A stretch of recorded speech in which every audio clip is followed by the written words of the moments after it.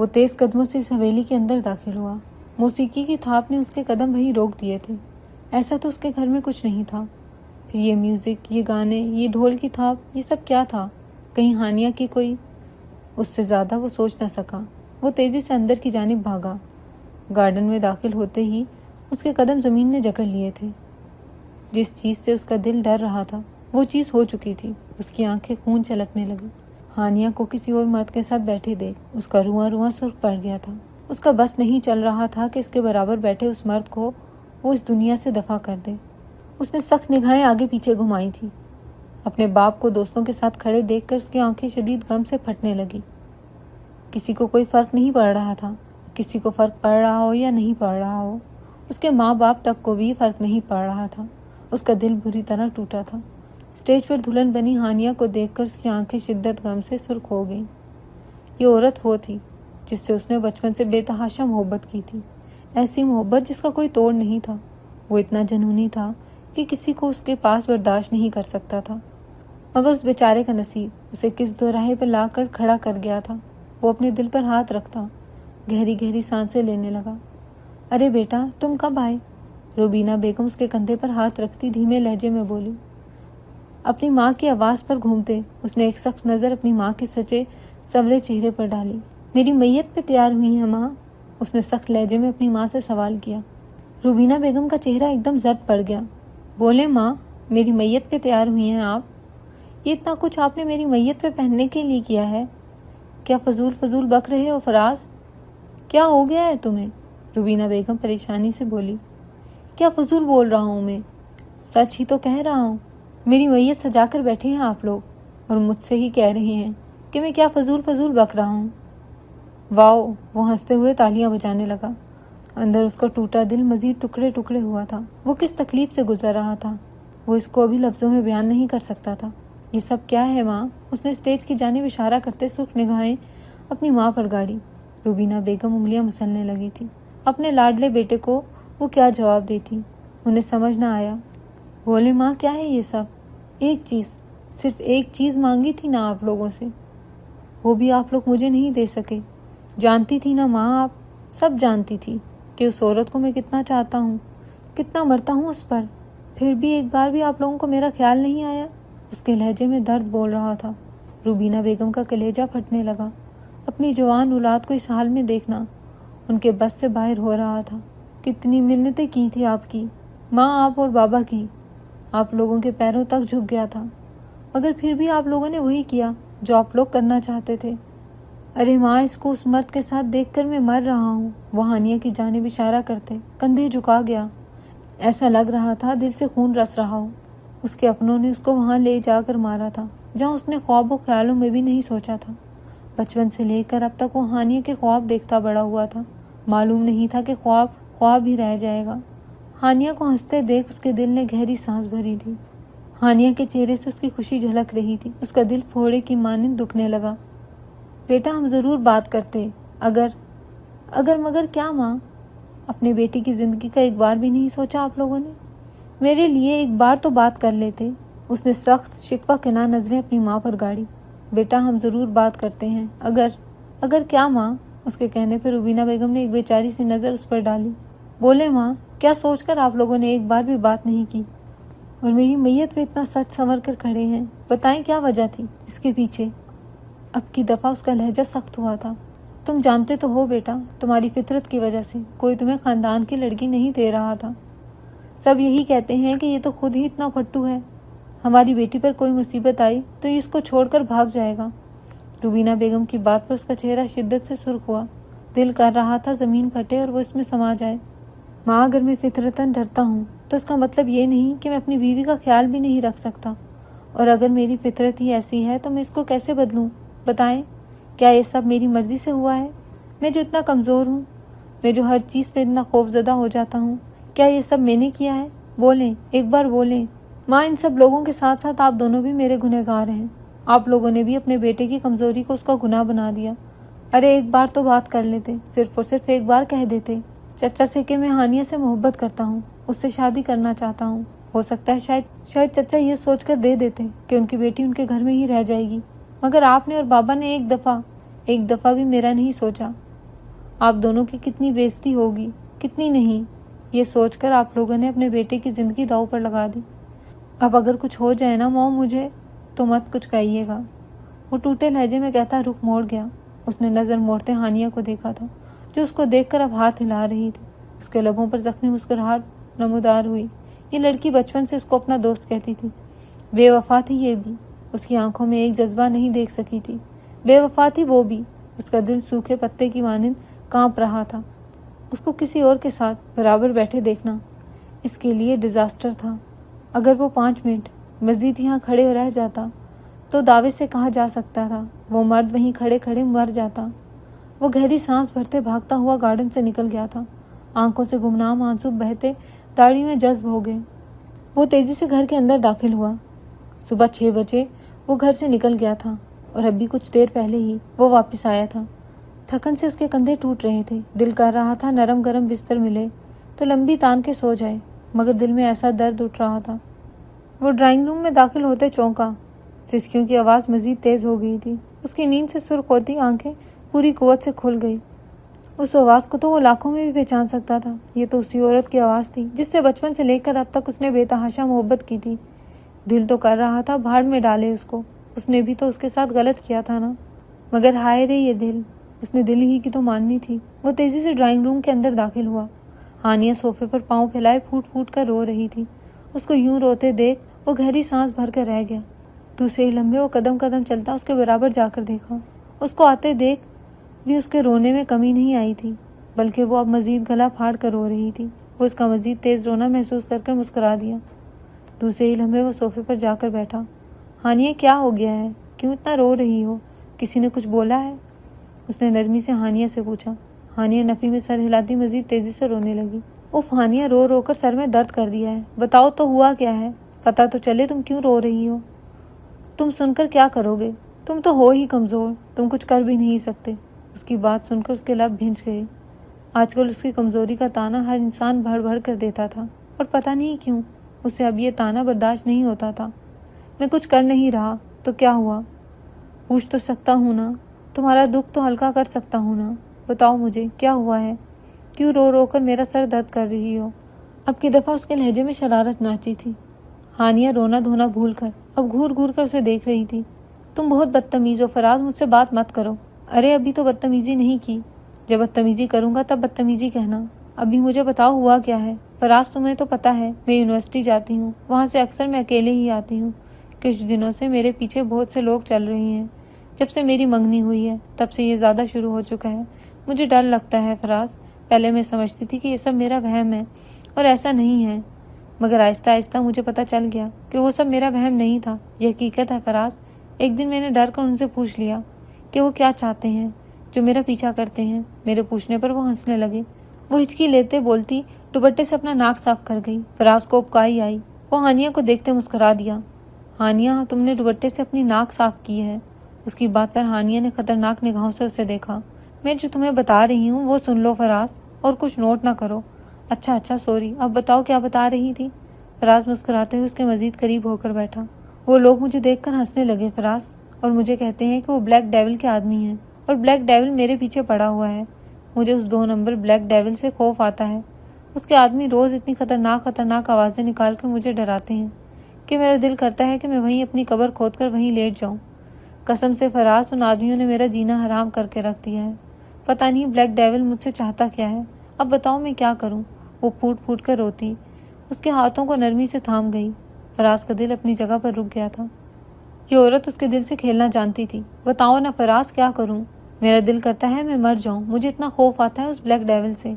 और तुम्हें तो पता है ना ये अंडर कवर एजेंट कितने खतरनाक होते हैं। मैंने तो कुछ भी नहीं किया, फिर भी पता नहीं क्यों मेरे पीछे पड़ा हुआ है। वो सो करती बोली, प्लीज़ फराज तुम कुछ करो, खुदा का वास्ता है मुझे बचा लो। ब्लैक डेविल के आदमी मेरे पीछे हैं। मुझे पता नहीं क्यों ऐसा लगता है कि वो मुझे जान से मार देंगे। खुदा का वास्ता है फराज, मुझे बचा लो। उसके कहने पर फराज धीमे से मुस्कुराते उसके हाथ थाम गया। दिल ने ठंडी सांस खारिज की थी।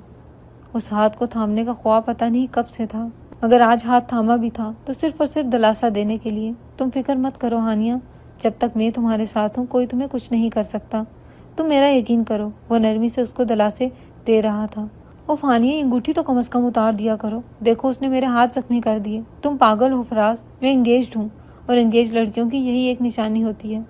अम्मा और ताई अम्मा कहते हैं कि मैं ये अंगूठी कभी नहीं उतारूँ, भले ही तुम्हें और किसी को भी जख्मी कर दें। वो अपनी उंगली में जख्म देखता नरमी से उसके हाथ को अपनी हथेली पर रख चुका था। हथेली में मेहंदी से लिखा नाम पढ़ते उसकी आंखें सुर्ख हुई थी।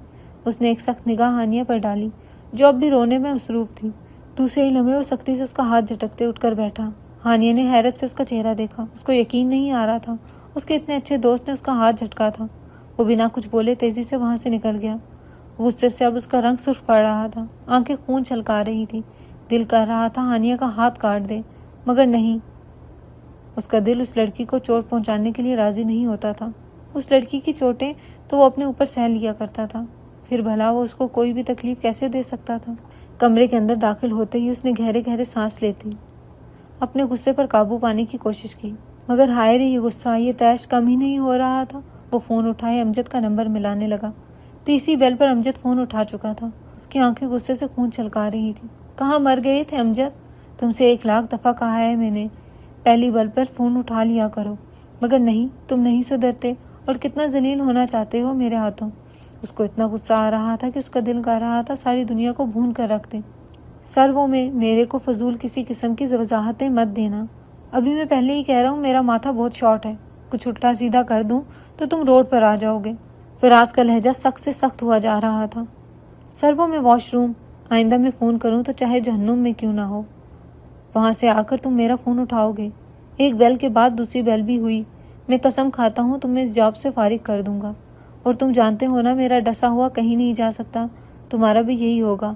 फराज के लबों पर जख्मी मुस्कुराहट थी, जिसकी वजह से वो खुश रहता था, जिसकी वजह से वो हंसता बोलता था। वो किसी और की हो गई थी। हंसने बोलने का क्या फ़ायदा। ओके सर, आइंदा मैं किसी भी हाल में क्यों ना हूँ आपकी कॉल में पहली बेल पर ही उठाऊंगा। गुड, एक काम है, ये काम सिर्फ और सिर्फ तुम ही करोगे अमजद, तुम्हारे अलावा मुझे किसी और पर यकीन नहीं। उसकी बात पर अमजद मुस्कुराया था।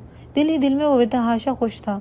देखा साहब, मुझे पता था आपको सबसे ज़्यादा भरोसा मुझ पर ही है। फजूल बातें मत करो अमजद, जो बोला है वो सुनो। जी जी बोलें। आज शाम तक हानिया को अगवा कर लिया जाए, मगर उस वक्त में किसी एक मर्द की भी निगाह उस पर पड़ी, मैं तुम्हारी आंखों से कंचे खेलूंगा अमजद। उसकी आंखों में ऐसा जुनून था कि दूर बैठा अमजद भी कपकपा गया। सर, आप बेफिक्र रहें, मैं सब चीज़ों का ख्याल रखूंगा। उस पर तुम्हारी भी नज़र मुझे मंजूर नहीं है अमजद, इसलिए जब उसके साथ हो तो अपनी अयाश फितरत को साइड पर कर देना, नहीं तो तुम जानते हो मैं क्या चीज़ हूँ। उसकी बात पर अमजद की बतीसी मुंह के अंदर चली गई। एक मौका ही तो मिला था लड़की तारने का, वो भी इस 4 नंबर डेविल ने खाक में मिला दिया। उसने दिल ही दिल में फराज को बहुत सी गालियों से नवाजा। जी ओके सर, आपका काम। उससे पहले कि वो बात मुकम्मल करता, फराज ठग से फ़ोन काट चुका था। काश जो लोग उसको समझते हैं ये वैसा ही कमज़ोर होता, मगर नहीं। 2 नंबर दोगला इंसान, डेविल है, और बना हुआ क्या है, कमज़ोर मर्द। कमज़ोर और ये 100 हरामी मरे होंगे उस दिन ये 2 नंबर डेविल पैदा हुआ होगा। वो लब चुबाते ज़मीन पर थूक गया। उसके मुंह से वो राज अया हो गया था जो ब्लैक डेविल मरते दम तक किसी को भी नहीं बताना चाहता था। हाँ दोस्तों, अब वक्त आ गया है कि हकीकत से पर्दा उठाया जाए। जिस फराज को उसके ख़ानदान वालों और उसके हम पल्ला कमज़ोर और खौफजदा इंसान समझते थे, असल में वही खतरों का खिलाड़ी था। वो under cover agent black devil था, जिसके नाम से दुनिया कांपती थी। उसने आज से पहले बहुत से लोगों को मौत के घाट उतारा था, क्योंकि हराम काम उसे पसंद ना था।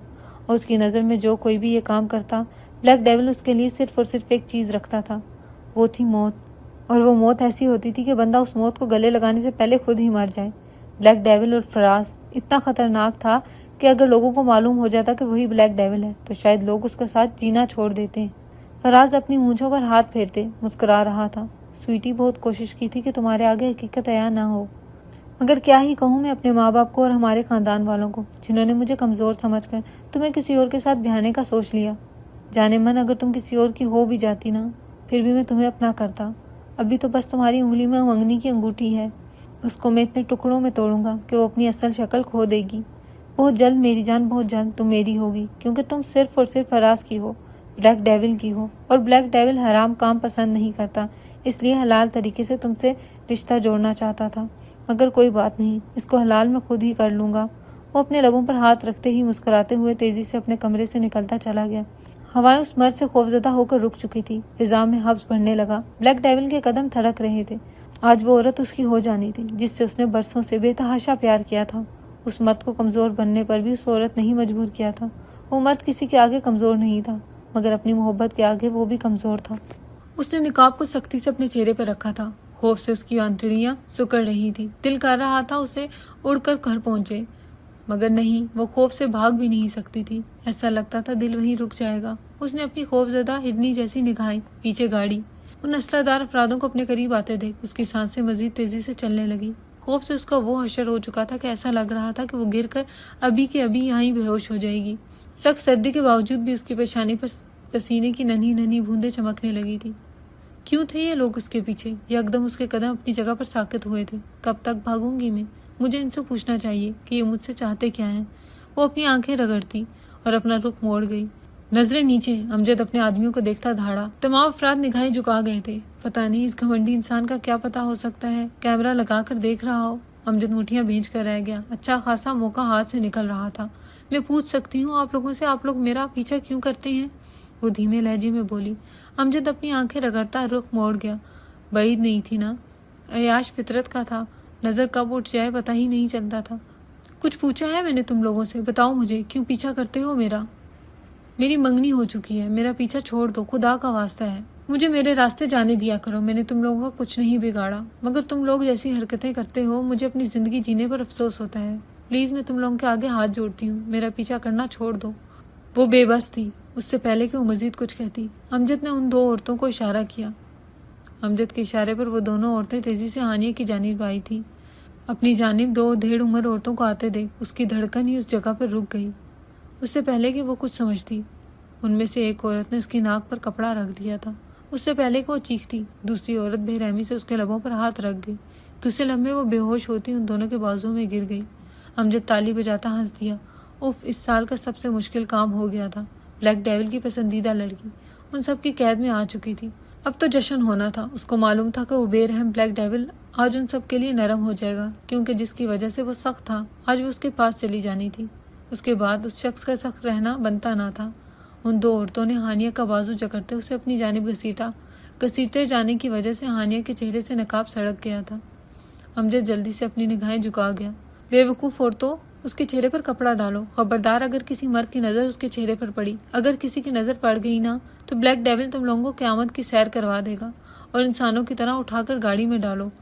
گھسیٹو مت اسے، یہ بلیک ڈیول کی پسندیدہ عورت ہے، اگر اس کو ایک خروچ بھی آئی تو تم لوگ تو جانتے ہو نا بلیک ڈیول تم لوگوں کے ساتھ کیا کرے گا۔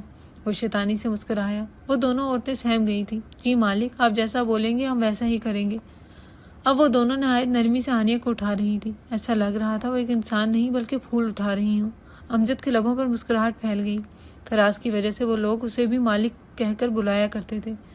دل میں اتنے لڈو پھوٹ رہے تھے۔ ہانیہ کو گاڑی میں لٹا دیا گیا۔ وہ دونوں عورتیں ہانیہ کے برابر بیٹھی تھی، اس کا سر اپنے گود میں رکھ چکی تھی۔ اس کے ساتھ اتنی نرمی سے پیش آؤ جتنا خود سے بھی نہیں آئی ہوگی، یہ آرڈر ہے میرا۔ وہ دھونس جماتا گاڑی کو تیزی سے منزل کی جانب موڑ گیا۔ وہ معصوم لڑکی اس معصوم دنیا سے نکل کر اب ایسی دنیا میں جا رہی تھی جہاں معافی اور انسانیت نہیں تھی۔ بلیک ڈیول اس پر نظر جماتے مسکرا دیا۔ اچانک اس کے لبوں پر سختی آئی تھی۔ مولوی صاحب خبردار، اس عورت کی طرف نظر اٹھا کر بھی دیکھا، اگر دیکھا نا تو میں تمہارا وہ شر کروں گا کہ تم آئندہ اپنی بیوی کو دیکھنے سے پہلے بھی 100 بار سوچو گے۔ اس کی بات پر مولوی سر پٹاتے دوسری جانب رخ موڑ گیا۔ رخسانہ بیبی ڈال کو اٹھاؤ، زیادہ کچھ نہ کہنا، بس اتنا کہنا کہ تمہارا نکاح ہے بلیک ڈیول سے۔ اگر اپنی زندگی چاہتی ہو تو یہ نکاح کر لو، اور اگر زندگی نہیں چاہتی تو سمپل، پھر اپنی موت چن لو۔ اپنے چہرے پر نقاب چڑھا گیا تھا۔ رخسانہ اب تیزی سے ہانیہ کو بلا رہی تھی، جب بھی سونے میں مصروف تھی۔ اس کو اتنی سختی سے جگاتے دیکھ فراز کے لبوں پر زہریلی مسکراہٹ آئی تھی۔ تم کیا چاہتی ہو رخسانہ کہ کل تم اپنے ہاتھوں سے محروم ہو جاؤ؟ اس کے سوال پر رخسانہ کی سانس تک رک گئی تھی۔ نہیں جی، وہ بس ڈیول میں بس فضول باتیں نہ کرو، جو بولا ہے وہ کرو، نہیں تو مجھے جانتی ہو۔ وہ خوف سے کانپتے اب نرمی سے اٹھا رہی تھی۔ 15 منٹ کی تگ و دو کے بعد بلاخر ہانیہ نے آنکھیں کھول ہی دی تھی۔ مجھے یہاں کیوں لائے ہو تم لوگ؟ وہ سب کو دیکھتی دھیمے لہجے میں بولی۔ بولو بولو، خدا کا واسطہ ہے کچھ تو بولو، وہ دھیمے سے کہتی پھوٹ پھوٹ کر رو دی۔ بولو، میں نے کسی کا کیا بگاڑا تھا جو تم لوگ مجھے یہاں لے آئے ہو؟ وہ رخسانہ کی چٹیاں پکڑ کر کھینچ گئی تھی۔ بلیک ڈیول کے لبوں پر مسکراہٹ پھیل گئی۔ بندہ ڈیول تھا تو بندی چڑیل، واہ کیا جوڑی تھی۔ ٹھیک ہی کہتے ہیں، اللہ ملائے جوڑی، ایک اندھا ایک کوڑی۔ دونوں کے دونوں ایک سے بڑھ کر ایک تھے۔ بلیک ڈیول کا حکم تھا، لڑکی اس لیے تمہیں یہاں لانا پڑا۔ بلاؤ اپنے اس نامرد بلیک ڈیول کو جس نے یہ بغیرتوں والی حرکت کی ہے، وہ چلائی تھی۔ اس کے الفاظ پر بلیک ڈیول لب بھینچ کر رہ گیا۔ اس کی جگہ اگر کوئی اور عورت ہوتی تو اب تک مر چکی ہوتی۔ رخسانہ حیران تھی۔ وہ ڈیول جو کسی کے منہ سے اچھی بات برداشت نہیں کرتا تھا، وہ اپنے لیے ایسی بات بھلا کیوں برداشت کر رہا تھا؟ دوسرے ہی لمحے وہ بھی مسکرا دی۔ پسندیدہ عورت تو گالی بھی بک دے، وہ بھی پیاری ہی لگتی ہے۔ چلو، بلیک ڈیول کا حکم ہے کہ تمہیں اس سے نکاح کرنا ہے۔ کیا نکاح؟ ہانیہ نے رخسانہ کو ان نظروں سے دیکھا جیسے کہہ رہی ہو، کیا پاگل ہو گئی ہو بہن؟ نکاح میں نہیں کروں گی۔ جا کر کہہ دو اپنے بلیک ڈیول سے کہ اپنی جیسی سے ہی نکاح کرے۔ میں اس سے نکاح نہیں کروں گی اور یہ میرا آخری فیصلہ ہے۔ اب مجھ سے کسی قسم کے معاملے میں کوئی بحث مت کرنا، ورنہ میں تمہارا کچومڑ بنا دوں گی، موٹی سانڈ۔ پتہ نہیں کیوں مجھے یہاں لے آئی ہو۔ اپنی اتنی ضلالت پر رخسانہ کا چہرہ خف سے سرخ پڑ گیا تھا۔ کاش یہ لڑکی ڈیول کی پسند نہ ہوتی تو اب تک وہ اس کا حلوہ بنا چکی ہوتی۔ یہ بلیک ڈیول کا حکم ہے، نہیں ماننا مجھے اس جانور ڈیول کا حکم۔ دفع ہو جاؤ یہاں سے تم۔ اس سے پہلے وہ اور کچھ کہتی، گولی کی آواز سنتے ہی وہ سہم کر صوفے سے ٹیک لگا گئی تھی۔ جانے من ساؤنڈ کیسا لگا؟ اپنے برابر سے خوفناک آواز سن کر اس کی سانس رک گئی تھی۔ آواز کی جانب رخ موڑتے اس کی آنکھیں لال ہوئی۔ وہ جو کوئی بھی تھا اپنا منہ چھپائے ہوئے تھا۔ بولو ڈارلنگ، آواز اچھی لگی؟ آخری بار کہہ رہا ہوں، چپ چاپ چل کر مجھ سے نکاح کرو۔ اگر فضول کسی بھی قسم کی آناکانی کی تو یہ بات یاد رکھنا کہ یہ ساؤنڈ اگر میں کسی اور پر آزماؤں تو مجھے زیادہ اچھا لگتا ہے، اس لیے ایک اور آخری بار کہہ رہا ہوں، یا تو مجھ سے نکاح کر لو یا تو اپنی موت چن لو۔ وہ خوفناک لہجے میں کہتا اس کی کن پٹی پہ بندوق رکھ گیا۔ وہ خوف سے پسینہ پسینہ ہوئی تھی۔ میں منگنی۔ شٹ اپ، میرا موڈ بہت اچھا ہے، فضول بات کر کے اس کو خراب کرنے کی ضرورت نہیں ہے۔ ہانیہ کی آنکھوں میں آنسو آئے۔ یہ وہ کہاں پھنس گئی تھی، اسے سمجھ نہ آیا۔ ڈارلنگ، احتساب نکاح کے بات کر لینا، ابھی ان سب چیزوں میں فضول ٹائم برباد مت کرو۔ اس کی آواز پر وہ خوف سے کانپتی کھڑی ہو گئی۔ گڈ بیبی ڈال، مجھے تمہاری یہ ادا پسند آئی۔ وہ نرمی سے اس کا ہاتھ تھامتے اسے صوفے پر بٹھاتے خود اس کے برابر بیٹھا تھا۔ موت کی گھڑیاں شروع ہو چکی تھی۔ اس کو وہ پھندا اپنے گلے میں کستا ہوا محسوس ہوا۔ مولوی صاحب، اب کس کا انتظار میں ہیں؟ 5 منٹ انتظار کرنے کے بعد بلیک ڈیول سخت لہجے میں بولا۔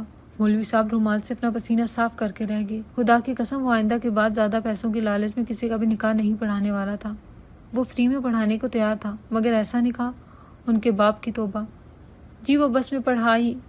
جی مولوی صاحب پڑھائیں، نکاح پڑھانے کے لیے ہی پیسے دیے ہیں آپ کو، وہ طنزیہ لہجے میں بولتا اپنی گن کو ہاتھ میں لے چکا تھا۔ مولوی صاحب کو مزید پسینے چھوٹے۔ وہ ہکلاتے ہوئے ہانیہ کا نکاح پڑھانے لگے۔ ہانیہ کو مولوی صاحب کے الفاظ کسی زہر کی مانند اپنی سماعت میں اترتے محسوس ہوئے۔ جانے من قبول ہے بولو، ورنہ یہیں سے تمہیں اللہ کے پاس بھیج دوں گا۔ اس کی سخت آواز اپنے بے حد پاس سے آتی سن کر وہ اچھل کر دور ہوئی تھی۔ قبول ہے، وہ 3 بار قبول ہے کہتی اس شخص کو اپنا تن من دھن سب سونپ چکی تھی۔ بلیک ڈیول کے لبوں پر مسکراہٹ رینگی تھی۔ مولوی صاحب جلدی سے یہاں آ جائیں، اب میری باری ہے۔ وہ بے صبر سا ہو رہا تھا۔ مولوی صاحب اپنی پیشانی سے پسینہ صاف کرتے اس کے برابر آ کر بیٹھے تھے۔ اب وہ ہکلاتے ہوئے اس کا نکاح پڑھا رہے تھے۔ بلیک ڈیول نے منہ بنا کر مولوی صاحب کو دیکھا، مگر اس وقت وہ کچھ بھی کر اپنا نکاح خراب نہیں کرنا چاہتا تھا۔ مولوی صاحب کے الفاظ سن کر وہ مسکرا دیا۔ دوسرے لمحے وہ 3 بار قبول ہے کہتا اس عورت کے تمام حقوق و فرائض اپنے نام کر چکا تھا۔ اب وہ اس عورت کا شوہر تھا۔ یہ احساس ایسا تھا جیسے مرتے ہوئے کو دوبارہ زندگی مل گئی ہو۔ نکاح مکمل کرتے ہی وہ اپنی جگہ سے کھڑا ہوا، کھل کر ٹھنڈی سانس لیتے۔ وہ جھک کر ایک جھٹکے سے ہانیہ کو اپنی بھاؤں میں اٹھا چکا تھا۔ وہاں کھڑے تمام افراد سرخ ہوئے تھے۔ ہانیہ بھی اس کی بھاؤں میں مچلتے سرخ ہوئی تھی۔ اس نے یہ نہیں سوچا تھا جو ہوا تھا۔ بلیک ڈیول اس کو سختی سے اپنی بھاؤں میں بھرتے ایک سخت نظر وہاں بیٹھے تمام افراد پر ڈال گیا۔ کیا آپ لوگوں کو جانے کے لیے انویٹیشن چاہیے؟ سخت طنز پر تمام افراد تیزی سے کھڑے ہوتے وہاں سے نکل گئے تھے۔ ہاں نہیں تو پتہ بھی ہے کہ آج میری ویڈنگ نائٹ ہے، پھر بھی نہیں جا رہے؟ صحیح کیا نا میں نے بیبی ڈال، وہ ہانیہ کی آنکھوں میں آنکھیں ڈالتا نرمی سے بولا۔ خوف سے ہانیہ کے لب کنگ ہو گئے۔ یہ شخص بے شرمی کر کے اس کی سانسیں پہلے ہی روک چکا تھا، اوپر سے اس کا خوف۔ یہ شخص ہر حال میں خوف زدہ تھی۔ وہ اس کی شر سے بھی پناہ مانگتی تھی۔ اس کا گریبان سختی سے تھام گئی تھی۔ اگر وہ اس کو چھوڑ دیتا پھر اس کو کم از کم اس عمر میں اپنی ہڈیاں نہیں توڑوانی تھی۔ بیبی ڈال سختی سے تھامو، نہیں تو نیچے پھینک دوں گا، وہ شرارت سے کہتے اس کی کمر پر ہاتھ پھیر گیا۔ ہانیہ بری طرح سرخ پڑتے اس کے سینے میں منہ چھپا گئی تھی۔ یہ بالکل بے اختیارانہ عمل تھا۔ بلیک ڈیول کے دل کی دھڑکنیں بڑھی تھیں۔ اس کو یقین ہو گیا تھا کہ وقت سے پہلے یہ عورت اسے ہارٹ اٹیک دلوا سکتی تھی۔ وہ اس کو سختی سے اپنی بھاؤں میں تھامے ایک عالیشان کمرے کے اندر داخل ہوا۔ ہانیہ اس کمرے کو دیکھ منہ کھول کر رہ گئی تھی۔ اس سے شاندار اور حسین کمرہ اس نے آج سے پہلے کبھی نہیں دیکھا تھا۔ اوف بیبی ڈال، آج ہماری ویڈنگ نائٹ ہے اور یہ میں منانا چاہتا ہوں بہت دھوم دھام سے۔ دیکھو اس کے لیے میں نے اپنا کمرہ کتنی خوبصورتی سے سجوایا ہے۔ وہ بے باک بات کرتے ہوئے اس کے ہوش اڑا گیا۔ اس نے رخ موڑتے ایک بھرپور نگاہ کمرے پر ڈالی تھی۔ کمرے کو دیکھ کے اس کی نگاہیں گلابی ہوئی۔ کمرے کو اس حد تک خوبصورت سجایا گیا تھا کہ اس کو اپنی نگاہ ہٹانا مشکل لگا۔ کھو گئی نا تم بھی؟ مجھے پتا تھا۔ اس کی آواز سنتے ہی ہانیہ چونکی۔ یہ آواز، ہاں یہ آواز اس نے پہلے سن رکھی تھی، مگر کس کی؟ اچانک ہی اس کے دل میں ایک خیال آیا، نہیں، بلیک ڈیول وہ نہیں ہو سکتا۔ دل ہی دل میں کہتے وہ مزید خوفزدہ ہوئی، مگر جو بھی تھا وہ اس شخص کا چہرہ اب دیکھنا چاہتی تھی۔ کہیں وہ جو سوچ رہی تھی وہی تو نہیں؟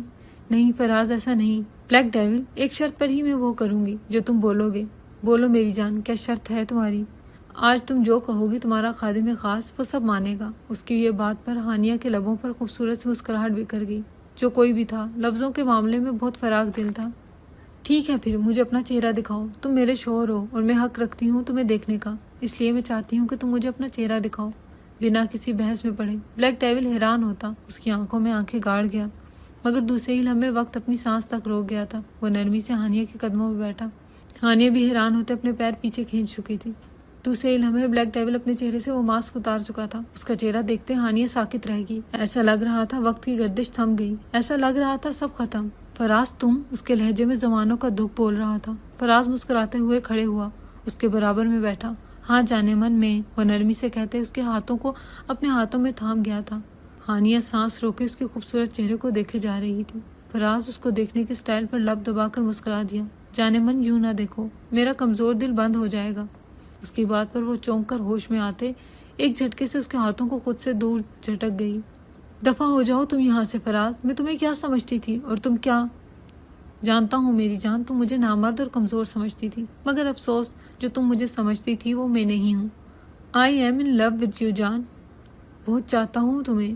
جانتا ہوں یہ نکاح غلط طریقے سے کیا، یہ سب اچھا نہیں تھا، مگر میں کیا کرتا ہانیہ، تمہیں بچپن سے چاہتا ہوں، اتنا کہ میں بتا بھی نہیں سکتا۔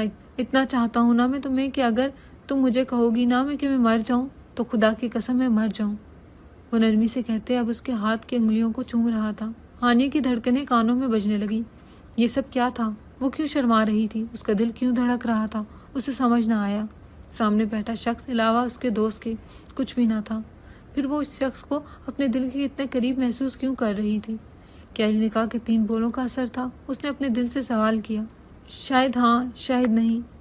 نکاح کے ان 3 بولوں نے اس کا دل بدل کر رکھ دیا تھا۔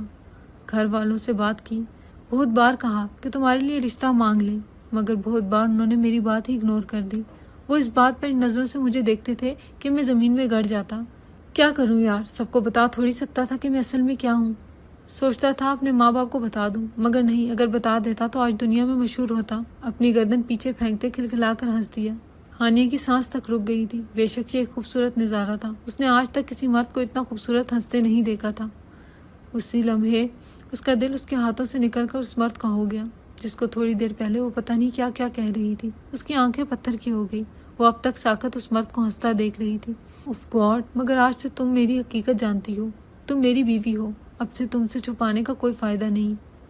بہت بار کوشش کی تھی کہ گھر والے تمہارے لیے میرا رشتہ مانگے، مگر نہیں یار، وہ مجھے کہتے تھے کہ میں جتنا کمزور اور خوفزدہ ہوں میں تمہاری حفاظت نہیں کر سکتا۔ اس کی آنکھیں سرخ تھی، وہ گہرے سانس لیتے خاموش ہو گیا، اور ہانیہ کو خاموشی آج سے پہلے اتنی بری نہیں لگی تھی۔ دل بدل گیا تھا، جذبات بدل گئے تھے، اب اس مرد کے منہ سے سب جاننا تھا۔ پتہ نہیں کیسی جلدی تھی جو مچ گئی تھی۔ بہت چاہا میں نے تمہیں، کوشش کی کہ سیدھے راستے سے تمہیں حاصل کروں، مگر شاید تم میرے نصیب میں الٹے راستوں سے ہی آنا لکھی تھی۔ وہ ہنستے ہوئے اوپر بیٹھتا اس کے ہاتھوں پر اپنے لب رکھ گیا تھا۔ ہانیہ کا چہرہ تیزی سے سرخ ہوا تھا، اب وہ نرمی سے اس کی انگلیوں کو چوم رہا تھا۔ ہانیہ کا دل 900 کی سپیڈ سے دوڑنے لگا۔ یہ مرد، ہائے رے یہ مرد، ایک لمحے میں اسے اپنے عشق میں پاگل کر چکا تھا۔